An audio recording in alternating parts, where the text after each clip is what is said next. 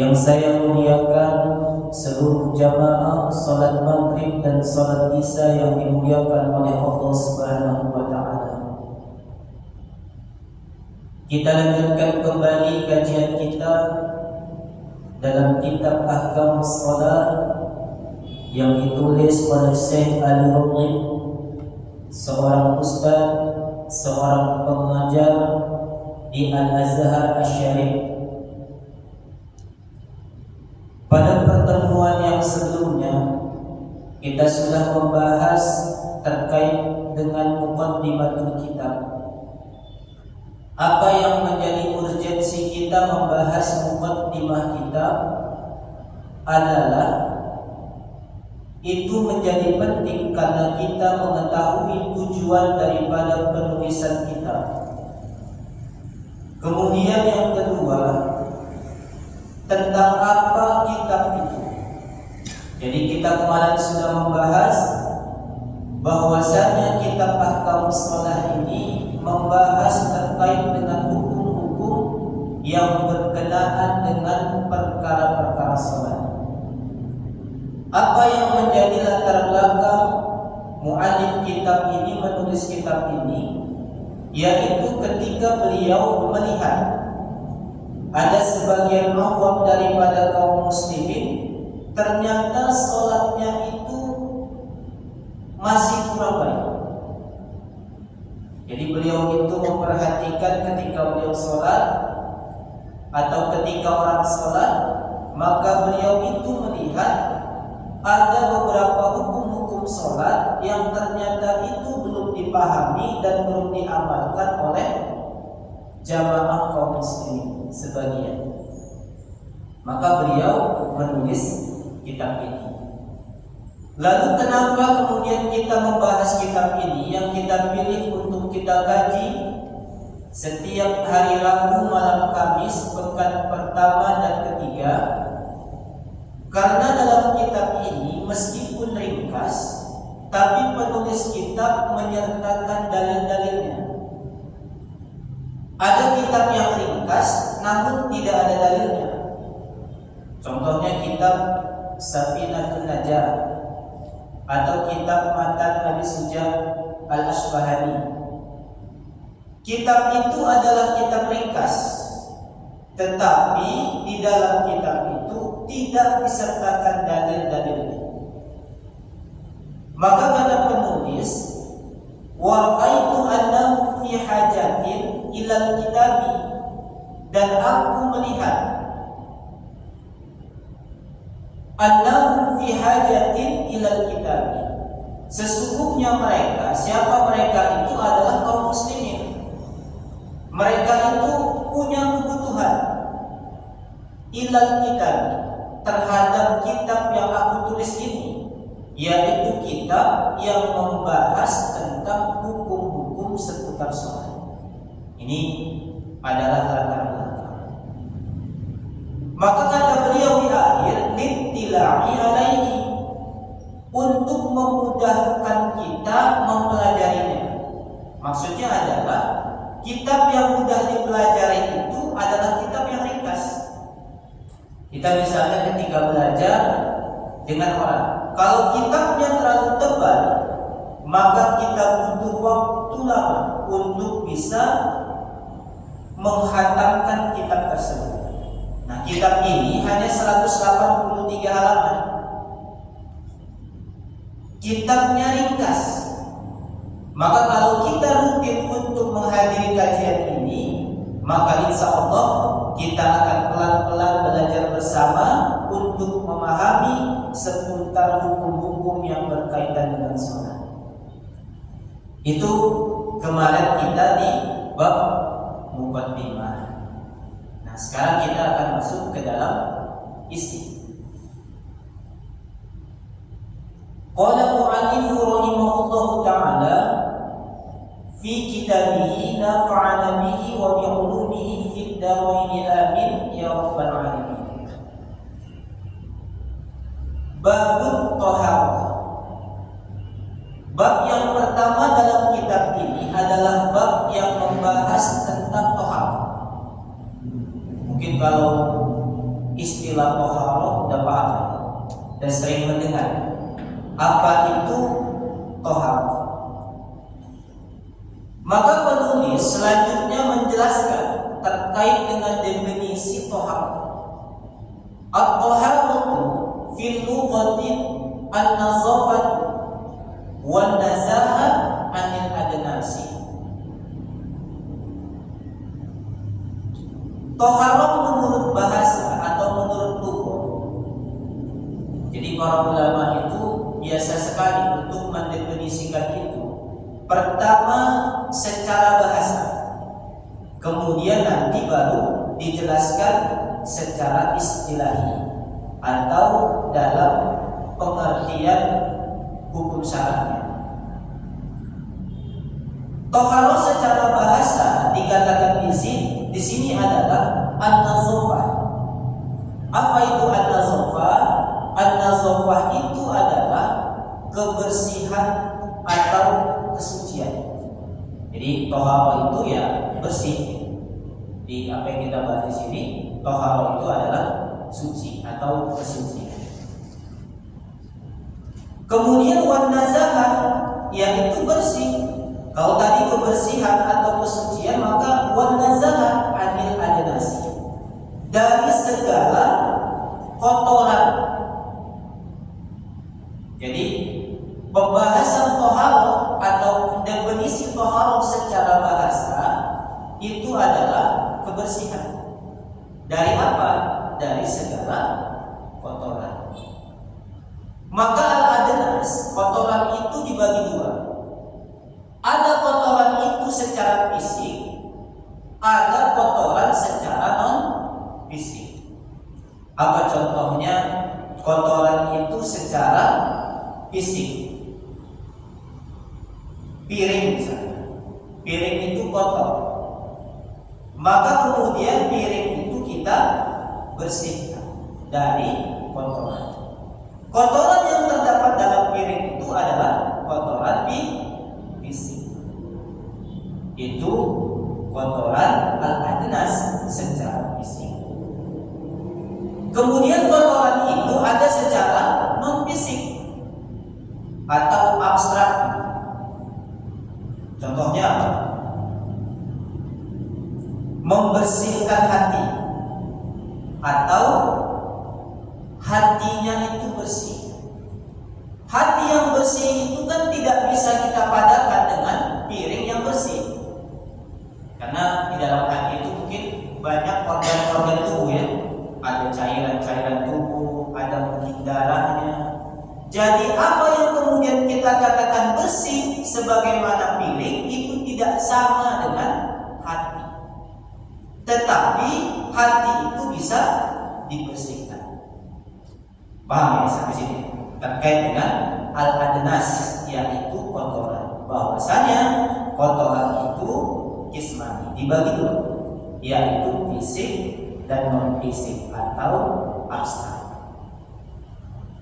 Wa amma istilahil fuqaha'i, dan adapun secara istilah para ahli fikih atau fuqaha, fahiya rabbul hadathi wa izalatun najas. Kemudian Syekh Ali Ragib dalam kitab ini, dan adapun pengertian at-thaharah, tadi kita sudah bahas thaharah itu berdasarkan bahasa. Jadi at-thaharah berdasarkan bahasa secara lugu. Sekarang dijelaskan secara istilah. Adapun di dalam istilah, secara istilah fuqaha, fahiya rabbul hadath, yaitu dia adalah rabbul hadas, membersihkan hadas atau mengangkat hadas.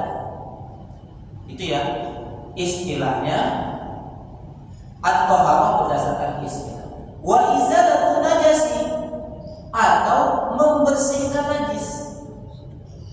Berarti ada dua istilah. Ada hadas, ada najis. Najasa dan hadas. Apa bedanya antara hadas dengan najis? Kita belajar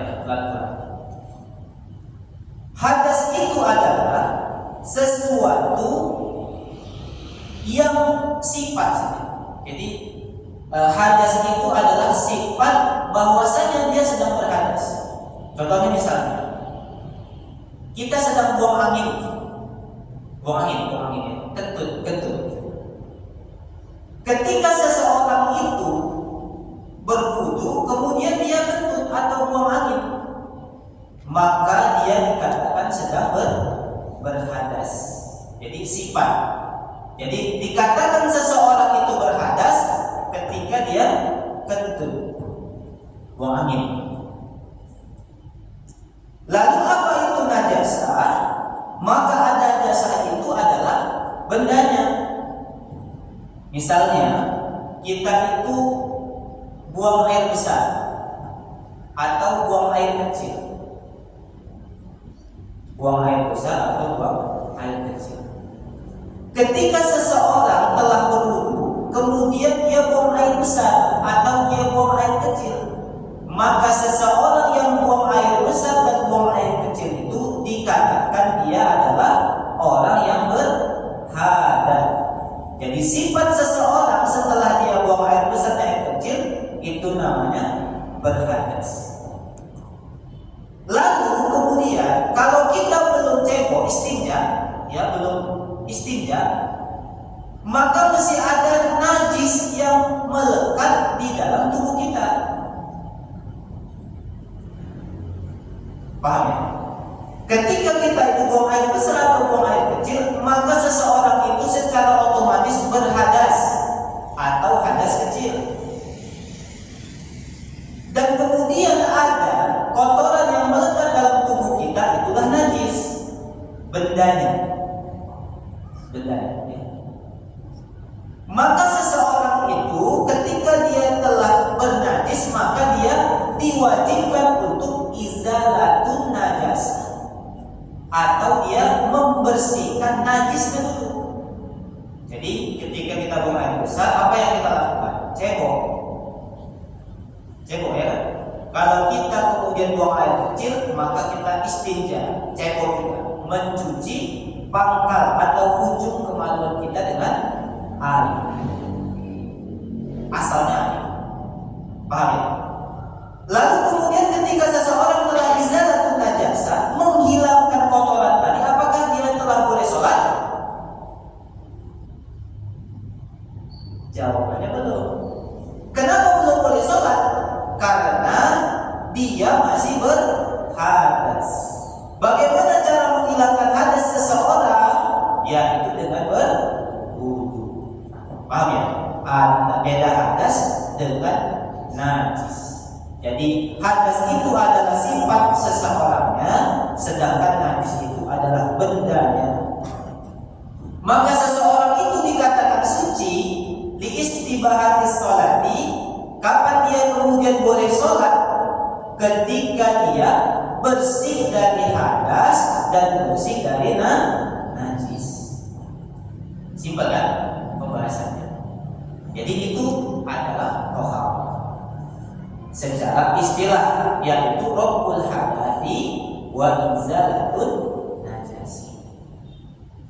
Au ma fi ma'nahuma, atau yang semakna dengan keduanya. Jadi apa yang semakna dengan rabbul hadas dan wa izalatun najasi wa ala suratiha. Jadi mirip bentuknya. Contohnya begini.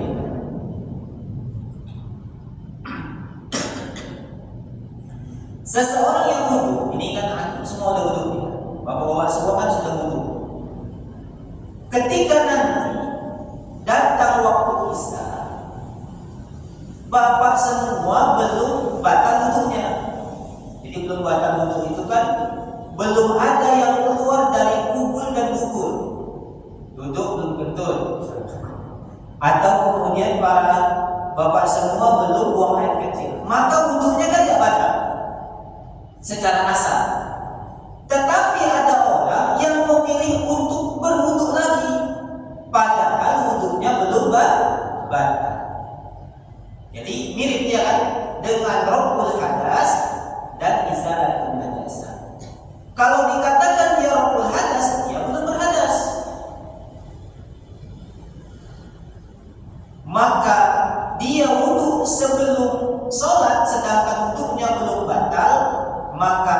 dinamakan dengan tajdidul wudu, yaitu memperbaharui wudu. Apakah wudunya wajib?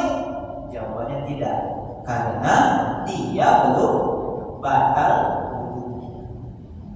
Belum ada nawaqidul wudu.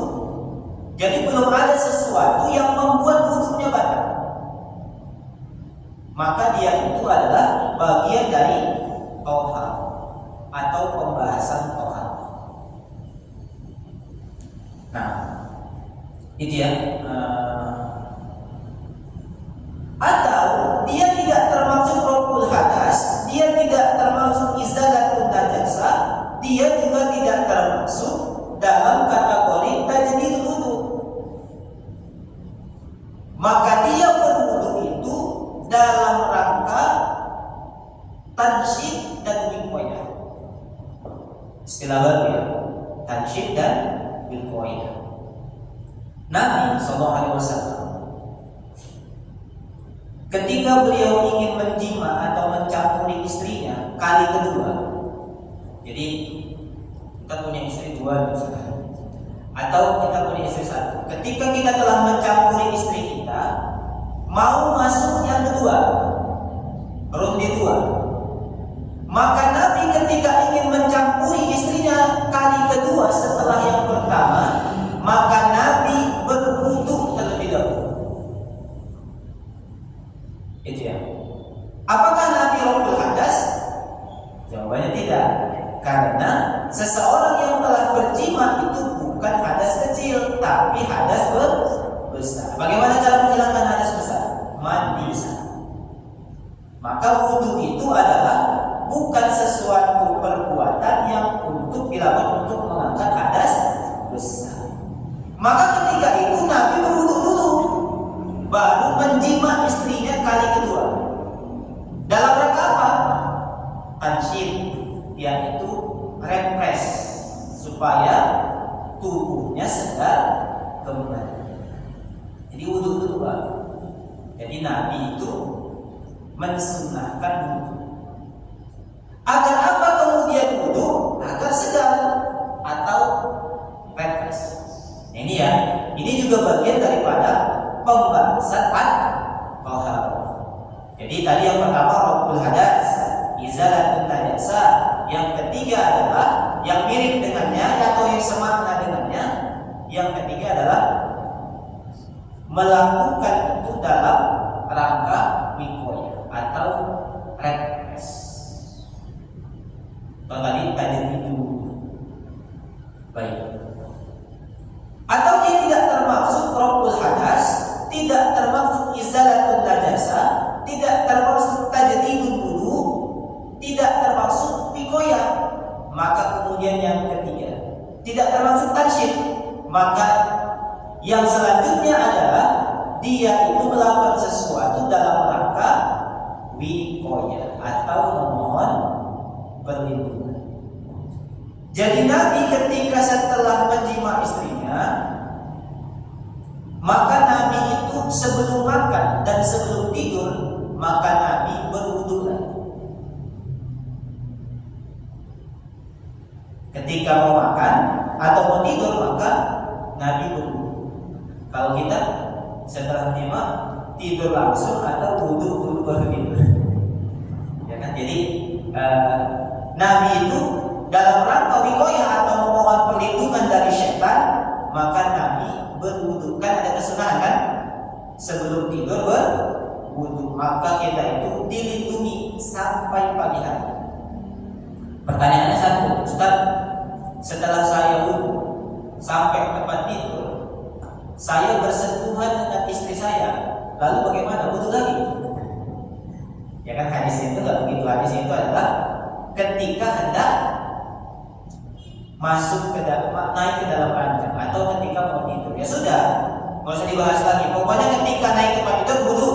Mau nanti batal apa yang terjadi, sesuatu yang diinginkan atau tidak diinginkan, maka sunnahnya adalah berwudu ketika mau tidur. Maka Nabi ketika ingin tidur atau mau makan setelah menjima istrinya, maka Nabi berwudu. Dalam rangka apa wudunya? Yaitu dalam rangka wiqayah atau memohon perlindungan. Nah, itu juga maksud daripada au ma fi ma'nahuma wa ala suratiha. Nah, itu ya digambarkan di sini. Wal muradu min kalimati, dan maksud dari kalimat au ma fi ma'nahuma wa ma fi ma'nahuma tadi maksudnya wa ala suratiha mislu tayammum.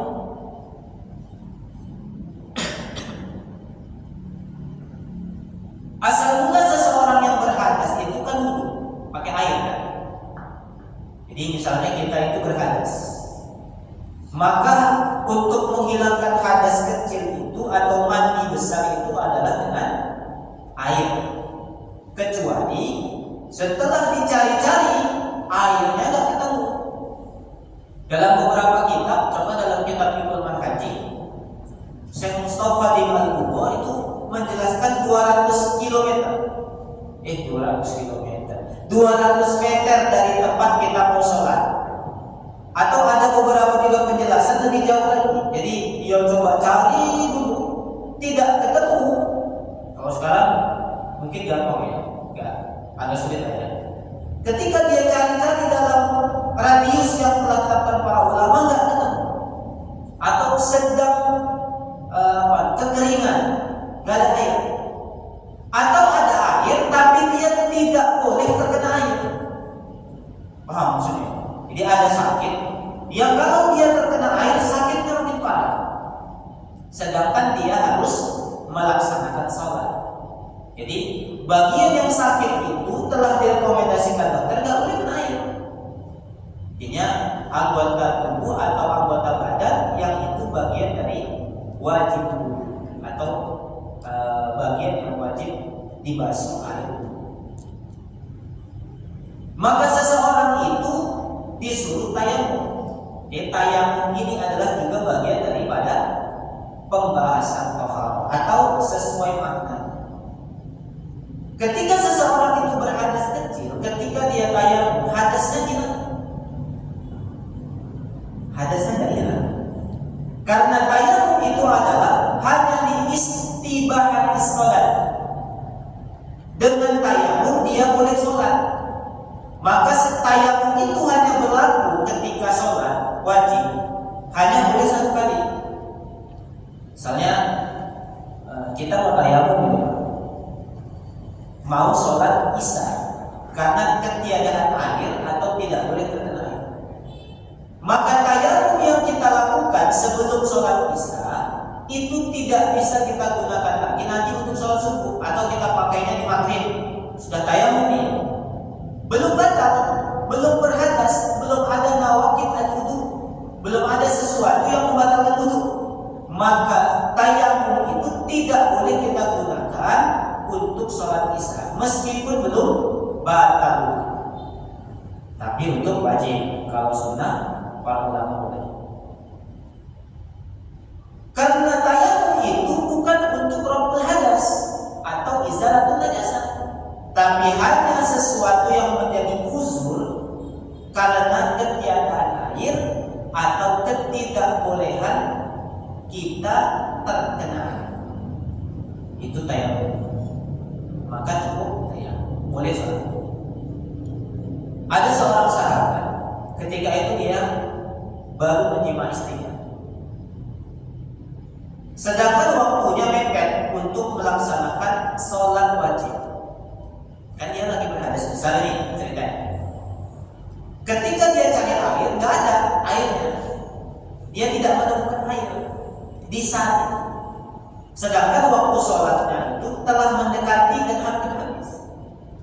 Tidak dapatlah airnya.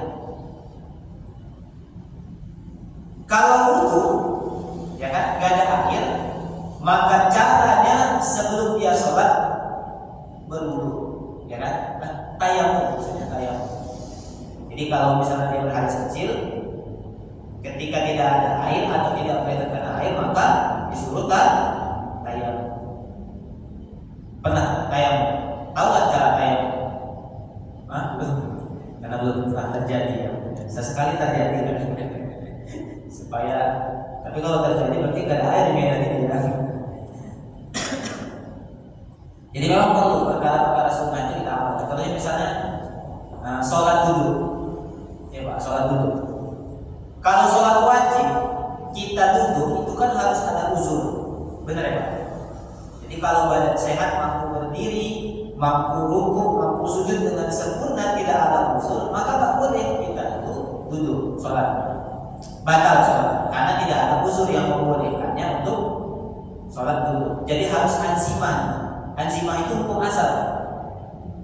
Maka orang yang kemudian nanti dia duduk sakit, kalau dia masih mampu untuk berdiri dalam rangka membaca takbiratul ihram atau membaca Fatihah, maka wajib dia berdiri. Banyak tak? Banyak. Kita lihat. Mampu bawa kursi, sini ada kursi ini. Mampu dia bawa kursi, mampu berdiri, bisa jalan dari rumah kemari, tapi ketika sholat wajib dia langsung duduk.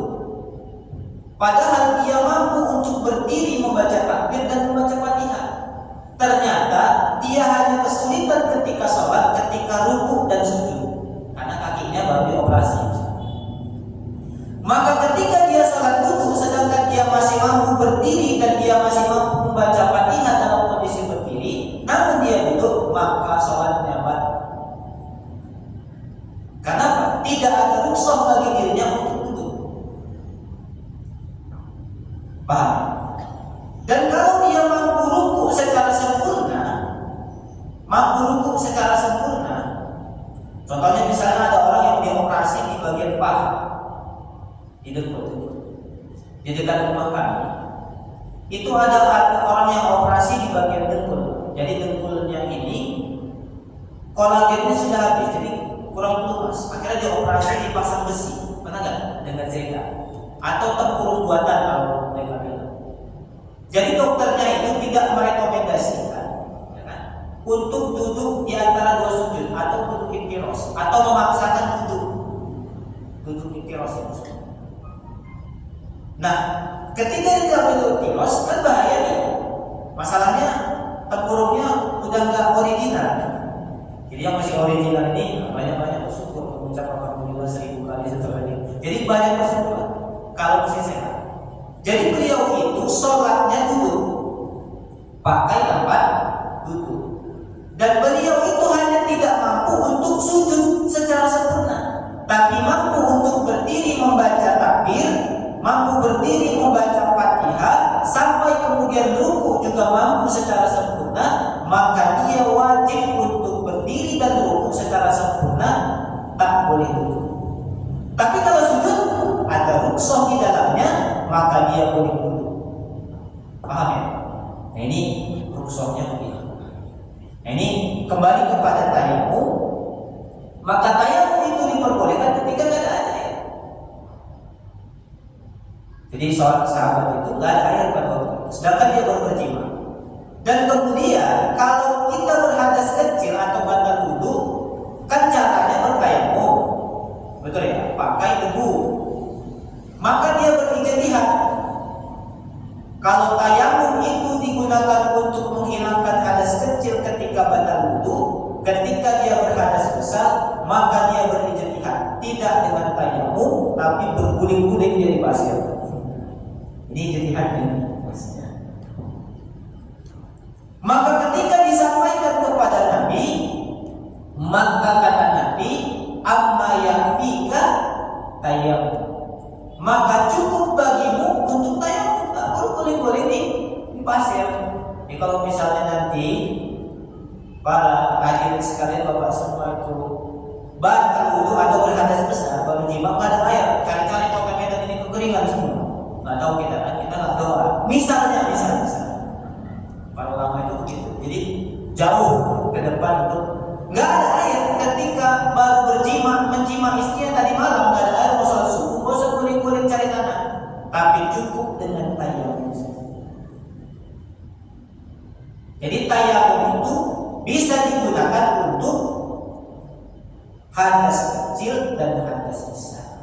Apakah kemudian tayamum itu dapat raful hadas akbar tadi, hadas yang besar? Jawabannya tidak. Karena tayamum itu hanya untuk diistibahatis sholat, adalah perkara yang dia lakukan untuk membolehkan Itu maksudnya daripada wa bi ma'nahuma wa ala suratihima. Wal ightisalul masnunah, dan contohnya lagi mandi yang sunnah. Ada mandi wajib, ada mandi sunnah. Ini juga pembahasan dalam taharah. Jadi pengertian ini para hadirin sekalian adalah pengertian yang sangat mendalam. Dan pengertian ini bisa kita dapati kata guru kami dalam kitab Majmu' Sanadul Muhazzab tulisan oleh Imam Nawawi itu. Karena dalam pengertian ini jami wal mani, jadi membatasi apa yang tidak mencakup definisinya, dan kemudian jami meliputi semua yang mencakup definisinya, termasuk tadi tayammum yang masnunah, sesuatu yang bukan wabul hadas, bukan izalatun najasah, seperti tadi tajdidul wudu. Ini pengertian yang sangat mendalam. Kemudian tadi wal ightisalul masnunah, yaitu mandi yang sunnah.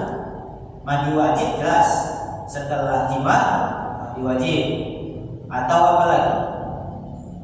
Keluar mandi wajib, mimpi basah. Ya kan, mimpi basah. Ini kan sesuatu yang membuat kita hadas besar, gitu ya. Maka kita mandi wajib. Namun ada perkara yang sunnah nggak wajib. Contohnya apa? Ketika mau mandi Jumat. Mandi Jumat itu adalah terkait dengan mandi yang sunnah. Karena mandi yang wajib hanya ketika kita berhadas besar. Itu mandi sunnah. Wal ghuslatul tsaniyah, atau basuhan yang kedua. Contohnya misalnya begini. Berapa? Bisa.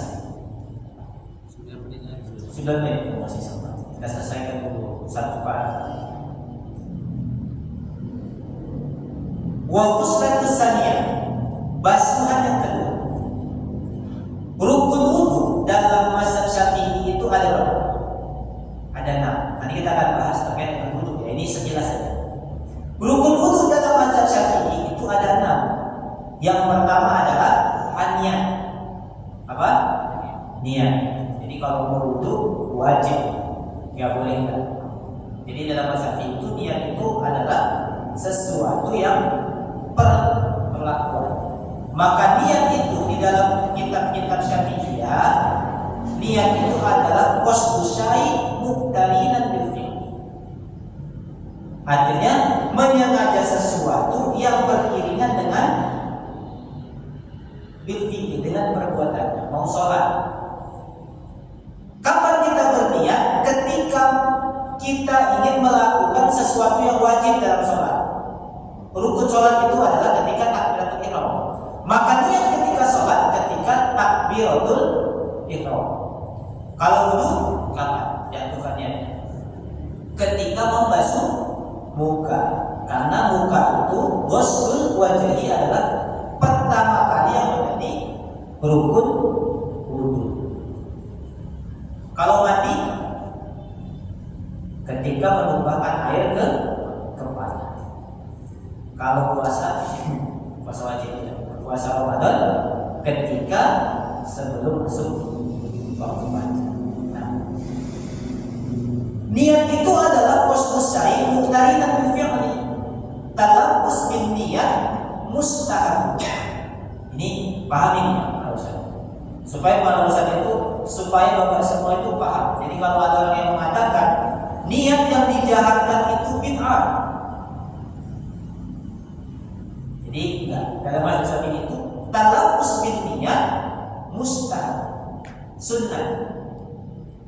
Jadi melafazkan niat itu hukumnya sunnah, mustahab, dianjurkan.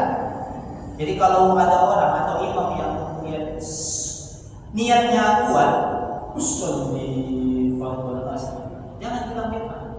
Dalam mazhab Syafi'i sunnah, mustahab. Ini perubahannya.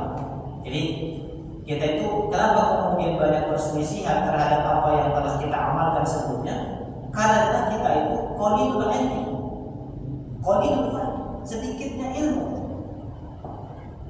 Banyak orang qalilul ilmi katsirul hilal. Sedikitnya ilmu membuat kita banyak berselisihan. Ini harus dipahami.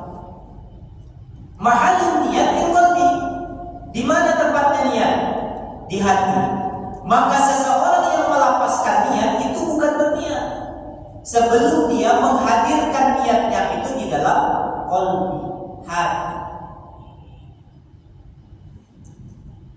Kenapa kemudian dimustahabkan dalam mazhab Syafi'i itu melapaskan niat mustahabun? Karena melapaskan niat itu membantu hati untuk ikrar dalam niat. Paham ya? Jadi melapaskan niat itu bukan bid'ah, tapi sunnah di dalam mazhab Syafi'i. Baik, itu ya terkait dengan niat.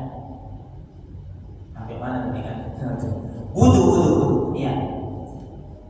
Ketika kita berwudu maka nanti kita ada basuhan muka, ya. Kapan kemudian basuhan di muka itu menjadi wajib? Ketika sampai semua ya. Min mana bitisai, dari tumbuhnya rambut. Jadi kalau rambut tumbuhnya di sini maka di sini harus terbasuh. Inilah namanya muka. Atau apa yang kemudian tampak dari depan itu muka. Tampak dari depan itu muka. Jadi orang yang jenggotnya tebal, mana jenggot tebal? Oh, ini jenggot tebal. Jadi dalam kitab Badrul Qadi daripada syarah kitab Risalatul Jamaah itu adalah ketika sejauh 2 meter nggak nampak kulitnya. Jadi kalau masih nampak maka masih tipis, maka harus terbasah semua. Karena ini muka, maka wajib dibasuh muka itu yang tampak dari depan semuanya. Kalau sudah sempurna maka disunahkan untuk membasuh kedua dan ketiga. Tapi kalau basuhan yang pertama belum sempurna, maka yang kedua itu tidak dikatakan sunnah, masih wajib. Paham ya? Nah, basuhan yang kedua itu adalah bagian dari sunnah atau bagian daripada tohar. Nanti hadisnya itu dijumpai contoh dalam kitab Fiqhul Manhaji dalam hadis yang diriwayatkan oleh Umar bin Khattab. Insyaallah kita akan bahas nanti di pertemuan berkaitan dengan wudu. Wal madmadah atau berkumur-kumur dan lebih. Madmadah atau berkumur-kumur. Berkumur-kumur itu enggak wajib ketika wudu. Wa masakil atau istimsa. Ada kan orang istimsa itu menghirup air kayak gitu. Itu juga enggak wajib. Maka perkara madmadah, berkumur dan istimsa yaitu menghirup air ke muka itu bagian daripada sunnatul wudu dan itu masuk dalam pembahasan taharah berdasarkan istilahil fuqaha'i fa hiya raf'ul hadas wa izalatul najasi aw ma fi ma'nahuma. Nah, itu kajian kita pada kesempatan ini. Insyaallah kita akan bahas di pekan ketiga masih dalam pembahasan kita ahkam shalah. Kalau bisa disampaikan ke jemaah masjid supaya lebih banyak orang yang mendapatkan manfaat daripada pembahasan kitab ahkam shalah ini. Wallahu a'lam bishawab. Akhirul kalam. Assalamualaikum warahmatullahi wabarakatuh.